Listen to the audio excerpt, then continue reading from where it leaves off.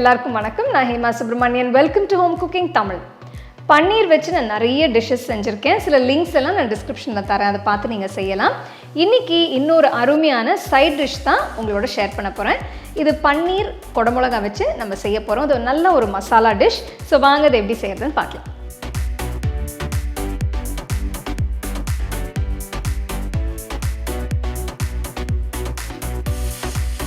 குடமிளகாய் பன்னீர் recipe பண்ணுறதுக்கு ஒரு பேனில் 1 டேபிள் ஸ்பூன் எண்ணெயை ஊற்றுங்க. எண்ணெய் சூடானதும் இதில் ஒரு சின்ன துண்டு பட்டை, 2 கிராம்பு, 1 ஏலக்காய், 1 பிரியாணி இலை போடுங்க. நெக்ஸ்ட் 2 பொடியாக நறுக்கின வெங்காயம் சேர்த்து வதக்குங்க.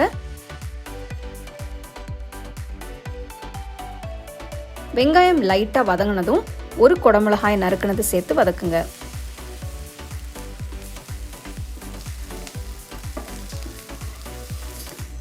வெங்காயம் நல்ல கோல்டன் ப்ரௌன் கலருக்கு மாறினதும் ஒரு தக்காளி பொடியை நறுக்கினது போடுங்க.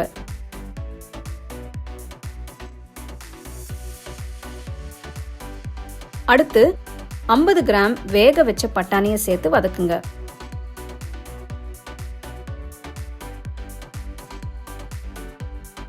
தேவையான அளவு உப்பு போட்டு 1/4 டீஸ்பூன் மஞ்சள் தூள், 1 டீஸ்பூன் மிளகாய் தூள், 1 டீஸ்பூன் சப்ஜி மசாலா பவுடர் போடுங்க.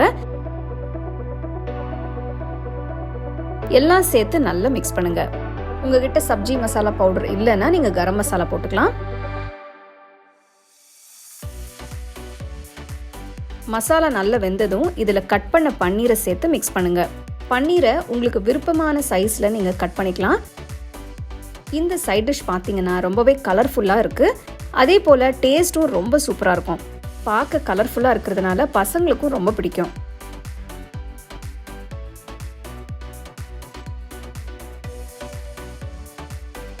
கடைசியா 1 டீஸ்பூன் கசூரி மேத்தி போட்டு நல்லா மிக்ஸ் பண்ணுங்க.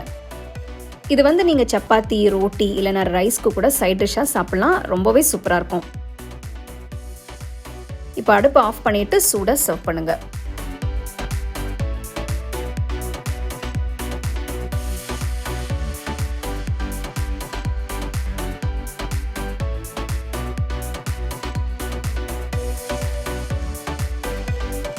ஸோ பன்னீர் கேப்சிகம் மசாலா எப்படி செய்யறதுன்னு பார்த்தீங்க. இது நீங்கள் சப்பாத்தி, ரோட்டி, ஃபுல்கா, பூரி இது எல்லாத்துக்குமே நீங்கள் தொட்டு சாப்பிட்லாம். ரொம்ப குயிக்காக, ரொம்ப ஈஸியாக செய்யலாம். ஸோ கண்டிப்பாக இதை நீங்கள் ட்ரை பண்ணி எப்படி இருந்ததுன்னு எனக்கு சொல்லுங்கள்.